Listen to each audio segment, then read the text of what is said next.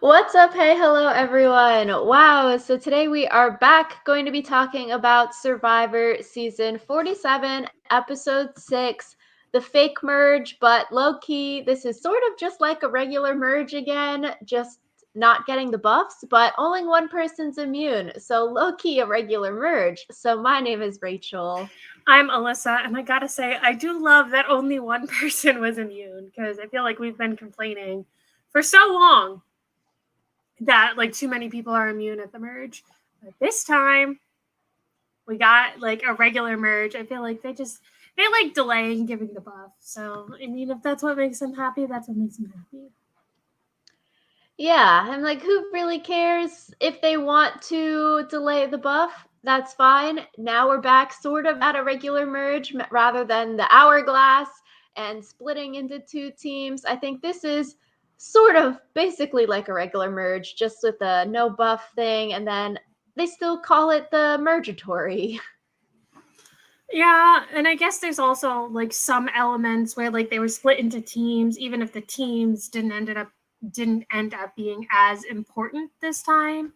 But it was closer to a regular merge than mergatory, I feel like.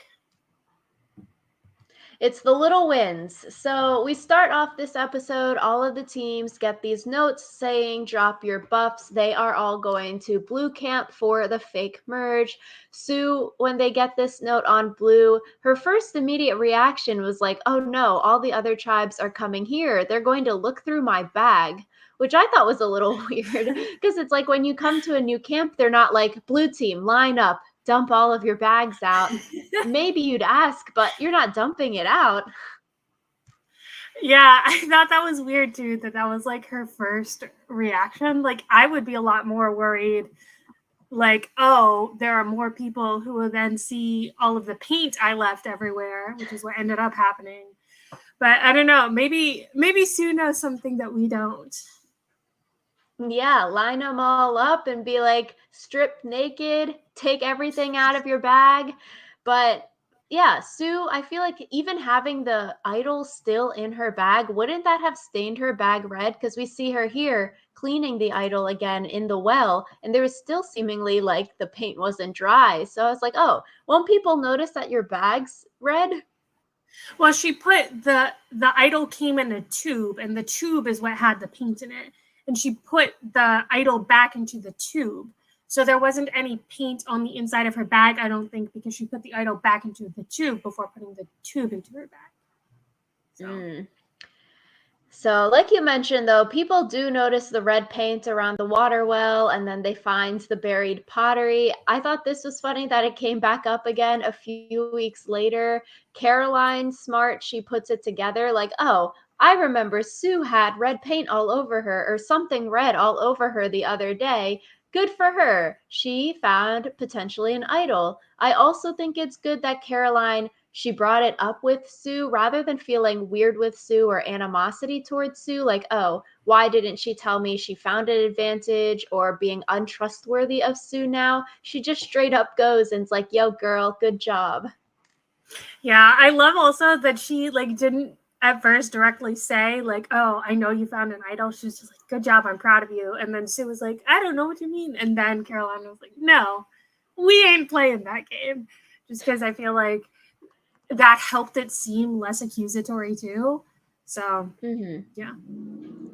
Yeah, Tiana also realized that Sue was red the other day too. She had a confessional putting it together, but we don't see her talking to Sue about it. I think this was a fun scene altogether because when the red pottery paint came up, we were like, oh, okay, Caroline and Tiana probably thought this was weird, but we didn't hear any aftermath of it. I'm glad we have it more full circle now of, okay, they did think it was weird a few days ago. Yeah, I also kind of love that this only came about because of the search for the advantage thing. And I would like to know what would have happened if Genevieve like hadn't gone to that buoy and hadn't found the advantage that way. Like, would someone come up to Jeff and be like, "We found the red paint, but we weren't really sure what we were supposed to do with that." Like, I would have loved that. Like, how Jeff would have responded if someone was like, "We think that the advantage has something to do with the red paint we found all over camp, but we don't know." Like, because Jeff can't be like, no, that was an idol. So, Yeah, it'd be sort of awkward because he would have to be like, okay, no one found the advantage for the challenge, but you did find this red thing. I feel like you'd just have to be coy and be like, okay, no one's found it. I'm really disappointed in you. And then everyone would just assume, okay, the red paint is probably an idol or some advantage that wasn't the challenge advantage. yeah. But Sue, when she realized that Caroline realized, she's like, oh, Tiana's probably going to figure this out. I don't trust her. So I was like, ooh, Tiana might get voted out this episode. I feel like Tiana's days are probably potentially numbered, especially if, like, Gabe last week really wanted to crush Tiana's dreams. If Sue thinks that Tiana might rat her out because of the red paint and the idol, Tiana might go home next week or in a couple. Yeah, I could definitely see that happening, especially because I feel like Tiana didn't really get much screen time before last week with the whole situation with the like idol and stuff like that and Sue. But yeah, I don't think she is very long for this world, just because I feel like we don't really see her building a lot of relationships. We just hear other people like talking about her kind of secondhand. It is interesting too, though, now that everyone's on the blue beach, there is only one full-fledged idol, and that's Sue's idol. So that is good. I wonder, did they re-hide the idols on the other beach as full-fledged idols and just no one found it? I think that would be more fair. It'd be a little bit unfair, like, okay, Gabe played the idol first, so they get a full-fledged idol on their camp. No one else gets an idol at their camps. Yeah, I would like that best. I really liked that the people with the amulet idols also kind of flushed their own idol away, just because we've said before that I feel like it's much more interesting when people are playing the game and not just playing advantages, if that makes sense. So, yeah. Speaking of advantages, we start this episode with that sign on the beach. It says, hidden somewhere is an advantage to help you in the challenge coming up. Go. Everyone drops their stuff and they start running around. It seems like they stopped their search pretty quick, though. It seems like they didn't really want to be the one continuing to look once everyone else stopped looking. I feel like low key though, I was surprised someone on blue team didn't get it because they know their camp better than anyone else. Like they would know, okay, the buoys have been there, they haven't been there. What's a good tree to look in? So I was surprised that no one said, they've got a home team advantage here. Yeah, I was surprised too. I feel like it's one of those things where people don't want to like look too desperate.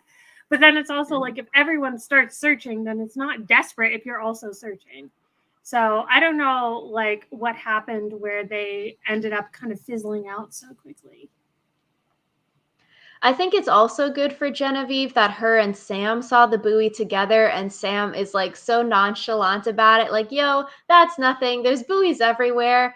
I do want to know, are there actually buoys everywhere? Like, when were all of these buoys planted? Because seemingly, if you see a buoy in the middle of Fiji, you're like, okay, that's weird. I'm going to go check it out. Unless this was the long game and these buoys have been there since day one on Blue Team's camp. And then maybe you'd be like, okay, someone told Sam that the buoys have already been there, but I think you see a buoy, you're like, let me go check, especially if you remember hearing from TK and Asia and their journey that their clue was in the water.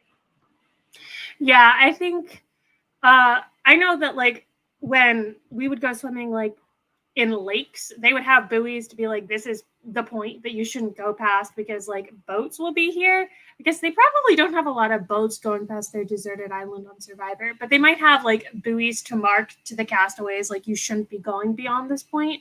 So I could understand there already being buoys in the water, and maybe we just don't see them as viewers because there's no point in showing us the more like logistical side of things. But yeah, I do wonder because I feel like that buoy was in a really random spot where it's not like, oh, it's really far out, so it's obviously a don't go past this point buoy.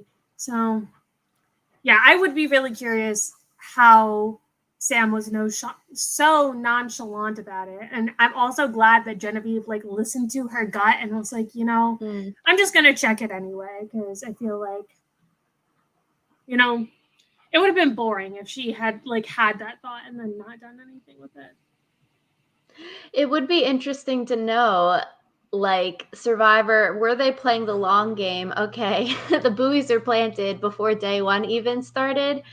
But Genevieve, so real. She was so apprehensive about getting wet for nothing to go check the buoy. But then turns out, yep, the buoy is the advantage. I think it looks less sketch for her as someone, oh, we need to target her. She's so gung ho about advantages because her and Sam saw it together. It's not like they saw it and she immediately took off all her clothes and ran and swam into the water. But it's like, okay, time elapsed that it doesn't look so desperate.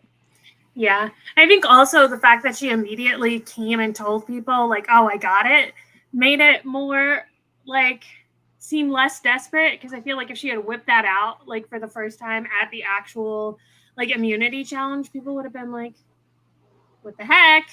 So I feel like her coming back and being like, guys, I got it, was probably a good thing just because, like people said, when you know where things are, like what advantages are on the table, like people feel more comfortable with that.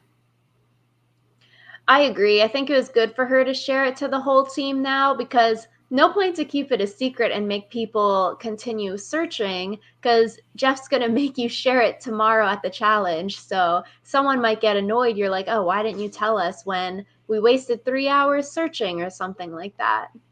Mm-hmm.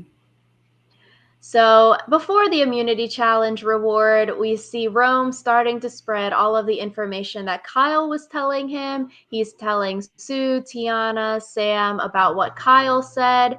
Tiana is like, WTF, Kyle wouldn't say that about me. We're so close. I do think it's funny because, like, low key, last week and this week, Rome is technically telling the truth about most of this stuff, but then people don't believe him. And Soul is like, no, Rome is lying. This is what he does. Yeah, I do think it's interesting because we talk a lot about social capital, and I feel like it's one of those things where the fact that everyone is like, we need to fact check you, probably not a great thing in terms of like your social capital, in the sense that, like, even if he was telling the truth, he's doing it in such a way that people don't believe him. And it's like, if people aren't going to believe you when you're telling the truth, how are they going to believe you when you're telling lies? Like, maybe it's a misplay. Okay, you didn't notice how close Tiana and Kyle are. Like, we see after the TK vote out, when they're trying to throw the votes on Tiana next, Kyle is like, no way, I would never put her name down. We're like siblings out here, kind of thing. So it seems like, okay, Tiana and Kyle are close. So that's why she's like, yeah, no way he would say that about me. Although, like, technically he did, but maybe he was lying when he was saying that. So maybe that was a misplay of not seeing that relationship as close as it is. But also, I feel like maybe it's a little bit too early to be like spreading information like this. Like, you don't have that relationship yet, and you didn't even do the challenge yet. I feel like, okay, yes, you could build bonds because you're giving information. You're like, okay, this person trusts me because they're sharing this stuff. But I feel like if you don't have that relationship yet, people are probably more likely to fact check it rather than, okay, we've bonded over XYZ thing. I trust them, so I might fact check it, I might not, but I don't really care because they're in my alliance. Exactly. So, and also, like, we talk a lot about when do you do things before the immunity challenge versus after the immunity challenge. There's something that's so funny about Rome, like, pulling so hard to get Kyle out, only for Kyle to then, like, win the immunity challenge. Like, I feel like we see that happen all the time, probably because we only see it when it actually, like, happens that way because of editing. But yeah. I agree. So we get to the reward challenge, which ends up being a reward and immunity challenge. It's basically like that regular merge, except it's a two-part challenge here. Two teams, the winning team of the first part, they get food, and then that team goes into the second part, which is an individual immunity challenge where only one person is safe. Genevieve's advantage, she gets to skip part one and she just participates in the individual immunity portion of the challenge. The most exciting part of this is that we get a schoolyard pick, which is exactly what Alyssa and I said we wanted to see on the new era of Survivor last week. So we basically manifested this into existence in the past, that they had a schoolyard pick, but then they didn't even show it. Yeah, and I hate that they didn't show it because, like we said, the whole reason for a schoolyard pick is for the drama. Like, we've heard a little bit since then, like people's interviews after the episode aired, like what happened in the schoolyard pick. But I'm like, show me that on the television. I could have accepted a little less clowning on Rome in exchange for seeing the schoolyard pick.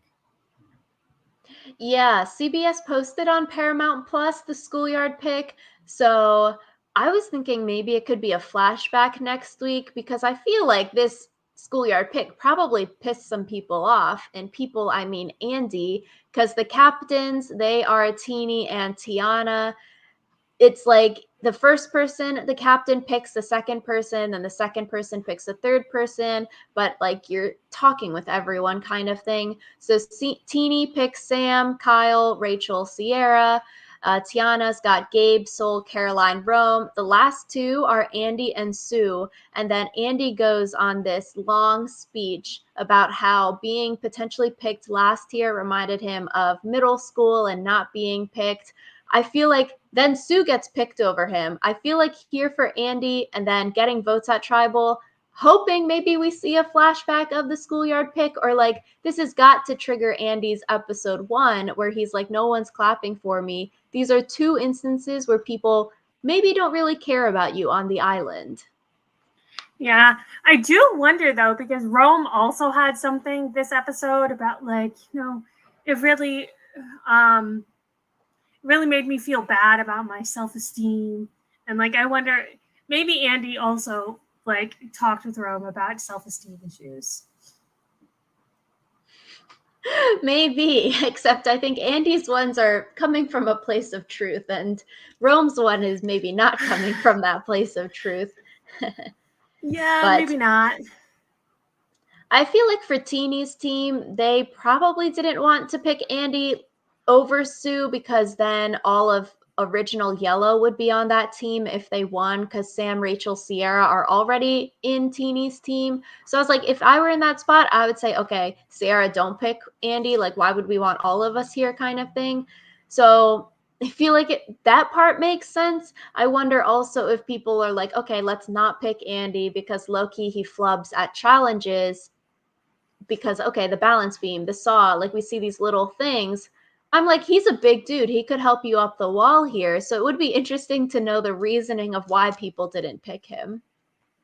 Yeah, I wonder if part of it is you want to pick people who are strong enough to not like impede you during the first half of the challenge, but also weak enough that you can beat them in the second half of the challenge. Mm. So maybe it's like, I'm worried that Andy could beat me in the second half of the challenge? Question mark?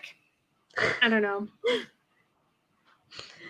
Yeah, so I feel like this should light a fire under Andy's butt. Maybe we'll see it next week, along with him realizing he's the backup plan.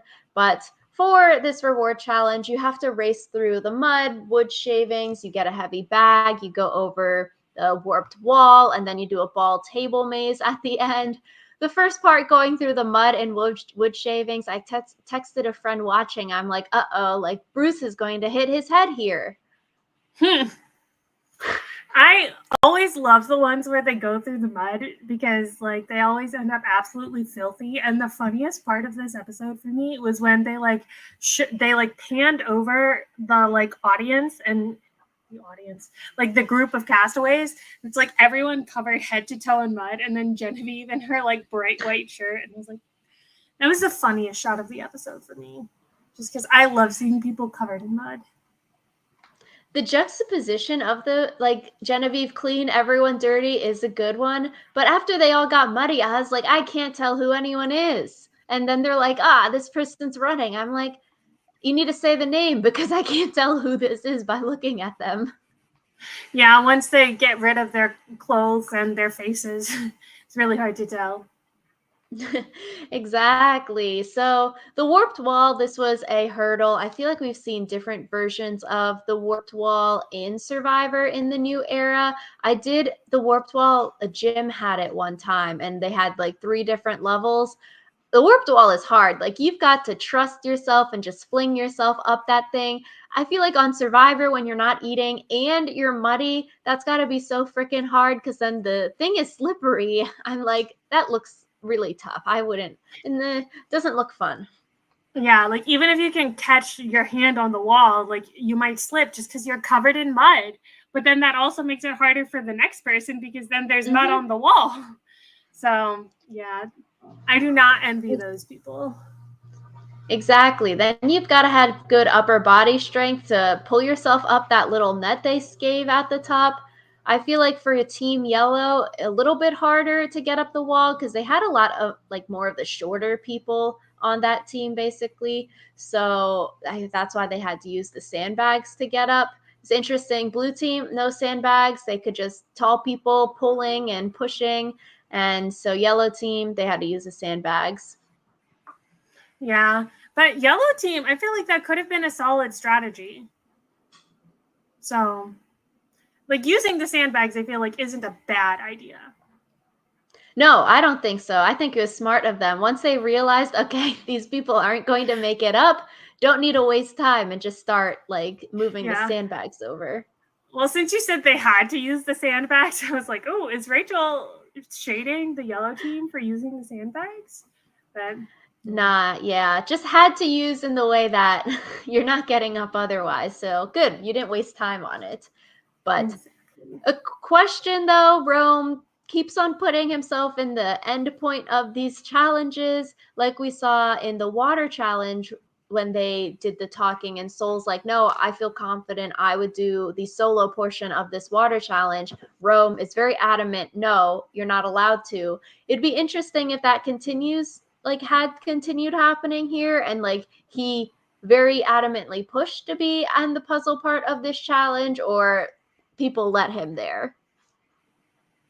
Yeah, I do wonder which one it is as well. Just poor Saul has been watching Rome do the same thing this whole season. So, yeah.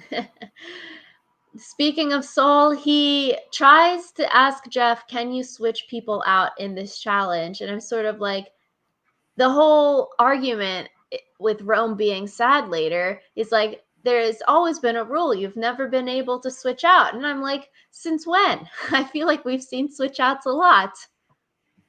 Yeah, I wonder if he just did that for the drama. Just because, like you said, I feel like we've seen switch outs a lot, and it seems like a random time to make a rule about not switching out. Yeah. So yellow wins this first part of the challenge. I thought it was also funny how we see Gabe throw the team headband down really angrily and then immediately walks up and hugs everyone, is like, good job. Good game. Yeah, that was really funny. So we get to the regular immunity challenge. You're standing on that balance beam holding the ball. This part was too long. I was like, this challenge is already like 20 minutes. And then after the first part and then going into this part, I was on my phone because it got a little bit boring watching these challenges back to back. Yeah, it was also like, I feel like any sort of endurance challenge just gets like boring to watch because it's like, oh, they're slipping. Will they win or will they not win? And it's like you can only go through like, oh, close call, like a couple of times before you're just like, okay, just like tell me who wins. Yeah, so it was funny though. Kyle, before the challenges, said, oh, Sue is bad at challenges. And then here, Kyle and Sue are the last two standing. Kyle wins. Good for him. First individual immunity of this season, which is exciting. And because he lost his vote. So I feel like that lit a fire under him. Like, I lost my vote. Rome's doing funny stuff, saying my name. Because I don't have a vote, I need to try extra hard at this challenge. Yeah, and I also really liked how like Kyle got the first buff and also talked about how like he was doing it for his family. Like that was really sweet. So So we get to the merge feast. It is Sam's first pineapple ever. Woohoo! I was like fully prepared for like Sam to like have an allergic reaction to the pineapple or something, because he was like, I know I'm gonna eat so much that I'm gonna make myself sick. And then he was like, should I try pineapple for the first time? And I was like, is this foreshadowing? Sam medevac because he's allergic to pineapple. But no, that did not happen. We didn't even see him getting sick. Like, come on. Where's my drama? Sam's a pineapple fan. Yeah. The drama, I guess, everyone at the merge feast, they said Rome's name. They threw out the second name as Andy at the merge feast. Sam, Sierra, and Rachel don't contest it at the merge feast. I do wonder if this will come up later, whether Andy's asking them about, like, oh, when did I become the backup plan, that kind of thing. But it's also interesting, like, I'd want to know, okay, Sam, Sierra, Rachel, why didn't you contest it? Because I'm like, okay, for Sam and Sierra especially, you sort of just maybe messed up your relationship with Rachel voting Annika out, but now it seems like they're just so willing to get rid of Andy so quick. And then Sam is telling Soul, yeah, Soul, I'd save you over Andy, kind of thing. So it's like, okay, did Andy do things that sketch them out, or they just don't want to work with him anymore? Very odd. So I'd want to know more about that. Yeah, I mean, part of it is just like you don't want to stir the pot too much when like you just merged. Like I could imagine none of them protesting Andy, because it's like if they do say like no, it can't be Andy, who's to say that they're not going to be the next one on the chopping block? And I feel like Sam telling Saul like no, like I'd rather keep you over keeping Andy is just something that you say to someone to like build trust and not necessarily like an accurate reflection of how he feels. So I wouldn't like put too much stock into that, just because it's like I feel like there could be a little bit of tension over like why didn't you tell me my name was the backup plan, but I don't think any of them like genuinely have animosity towards Andy at the moment. I think those are good explanations for it. I think it will be interesting to see if it does come up again next week. Because, yeah, maybe, yeah, Andy wants to flip on them now. Could be wild. But back at camp, everyone is also saying Rome's name. So Rome, we see, he says he needs a new name to throw out because Kyle won the immunity challenge. And then he's like, I dislike Soul so much. He was being so condescending. Then Rome is fake crying, trying to sell this plan. And Caroline just looks so sad. Yeah. The funniest, I know I already said that I had a funniest part of this episode, but I'm going back on it. The funniest part of this episode to me is like Rome going around telling everyone, like, oh, you heard Saul was the plan, right? You heard Saul was the plan, right? Just like the montage of him being like, so it sounds like the plan is. And I'm like, did he actually ask anyone else's opinion on the plan? Or did he just say, like, this is who I want? And people were like, sure, I guess. Like, it feels like there was never any like legitimate strategy talk. It was just Rome telling people like, this is my plan, and then trusting them to go with it. And too much telling. I feel like we've said a lot. Okay, you need to make the other people think they're part of the plan, that it wasn't already created when you're bringing them in, that maybe they're the one that came up with this plan. But from what we saw with the edit, it just seemed like, okay, 2-second conversations, probably longer than that, hopefully, because, yeah, just going up to everyone saying, the plan is Soul, right? You heard that? Is not going to get you that many votes. But the editors, a little bit dunking here. They give Rome some of that little clown music, upbeat music, being so confident going into tribal council that you're like, okay, he's probably getting voted out. Yeah, I was telling Rachel before we started our podcast tonight, is just this episode felt edited very differently than every other episode, because it feels like in most other episodes they try to get you to at least somewhat believe that someone else could be the plan. Like they try to like make you believe like, oh, it's one of these two people. But like I never believed that it was anyone other than Rome, just because it felt like this whole thing was just clowning on Rome and just his confidence that like, oh, it's not going to be me. I was like, oh, this is like an episode that is just telling the story of Rome's downfall. Like, it's not even like, will Rome get voted out? Is Rome is getting voted out, and here's why. And so I thought it was a very different like editing style than we kind of get normally, and I liked it. I thought it was fun as well. I feel like maybe production, or at least Jeff likes Rome. I feel like you wouldn't let Rome sit in your chair if you don't like him. Maybe you do because it'd be good television. Apparently, Jeff had asked Yule in Winners at War to do the same thing, and Yule said no. So, yeah, I'm like, I don't think I'd ever sit in his chair. That just feels illegal to do unless you actually have that host job. I feel like it'd be bad luck to sit in Jeff's chair. Yeah, that does feel like bad luck, and I also feel like the whole idea of Rome wanting to be Jeff's protege, I feel like he would probably have to be better liked by the audience than he currently is in order to become Jeff's protege. So That's true. Do you bring in a controversial player to be the On Fire podcast co host? Because I feel like what they had D, it is Charlie now. It's people that make it far and are like, I feel like universally liked. yeah, so maybe he'll surprise us. Maybe there will be something there. Apparently, there's someone from this season on season 50 upcoming. So it could be Rome if Jeff really does like him. We'll have to see throughout the season if anyone else becomes a star. Ooh, I could see them giving like the runner up for this season onto season 50, just as a like redemption season for them. But we'll have to True. see. Or they'll get the On Fire podcast spot if Jeff likes you enough. So Yeah.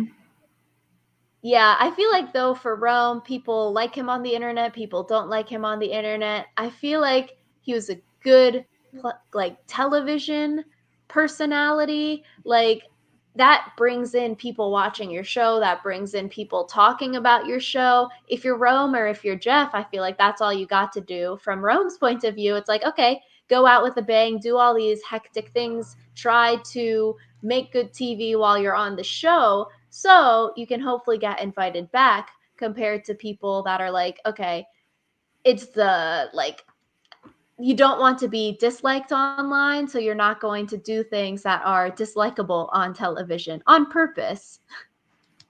Yeah. It's very interesting, like the idea of like playing so that you can play for a second season and not playing to win your first season. I feel like we've talked about that before, and it's like, okay, that's a bad idea because the number of people that get invited back are so small, especially now in the new era kind of thing. So it's like you really got to play your first time gung ho. But I feel like Rome did play his first time gung ho. Like he tried things, he got to do all these things and find an idol and play an idol. Like if you don't get invited back, technically he's done a lot of things that a lot of other people couldn't check off their survivor bucket list, like finding an idol. So it'd be cool to Sitting in do those Jeff's things. chair. True. So the amulet did get played together tonight, so they don't have a target on their back. I think it is smart for them to just flush this advantage. You go into the real merge without a target from the other like the two other people in this trio, or you also don't have a target from outsiders maybe wanting to get rid of you to help their side of the amulet. And like we said, amulet's not that useful. Three people working together and agreeing on it, it's probably more of a burden, similar to Austin voting out the other people with the shared amulets. Like, no target, clean slate, go into the merge. Yep.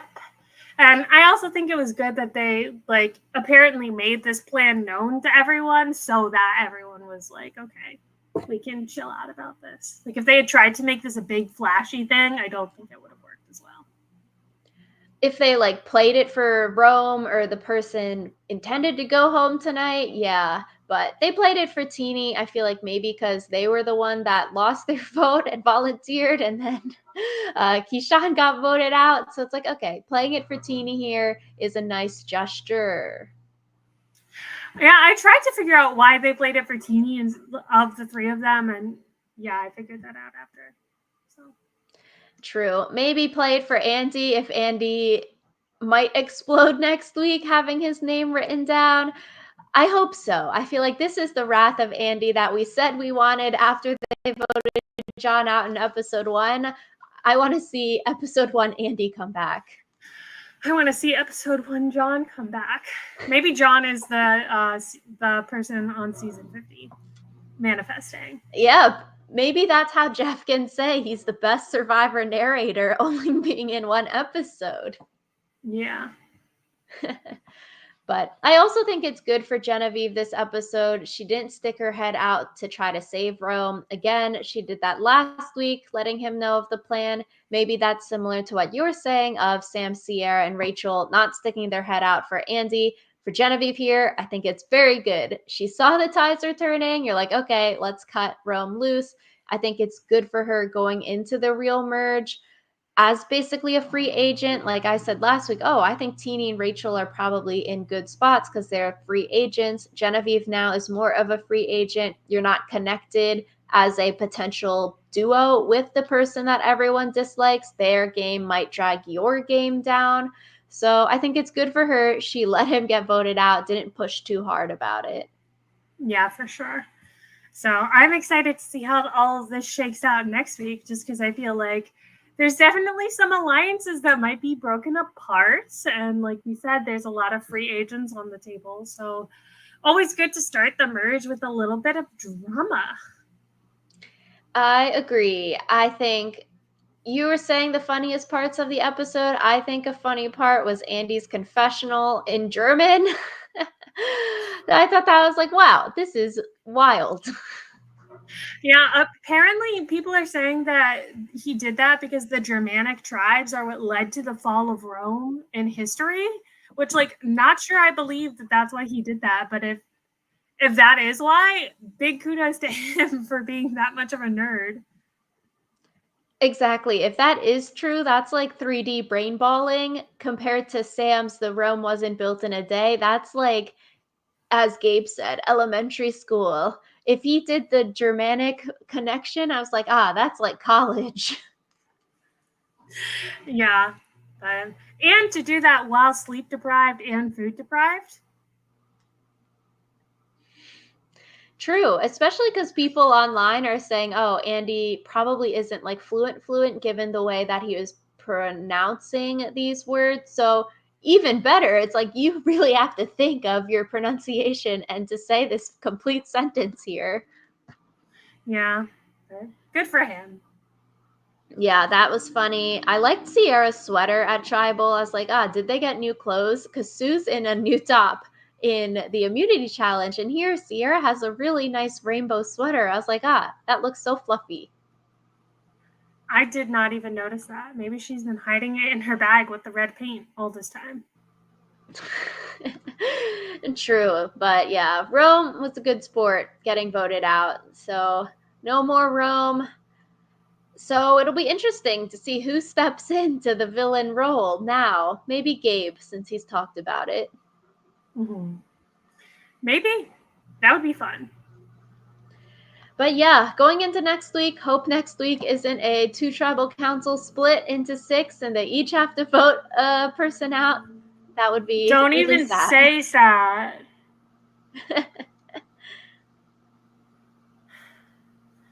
Yeah, but I'm excited for next week. I hope everyone else is excited for next week too. Yeah, so let us know down in the comments what you thought of this fake merge episode. Do you think Andy might be really pissed off next week about being the decoy vote? Were you happy or sad that Rome got voted out this episode? Let us know. Thank you all so much for watching.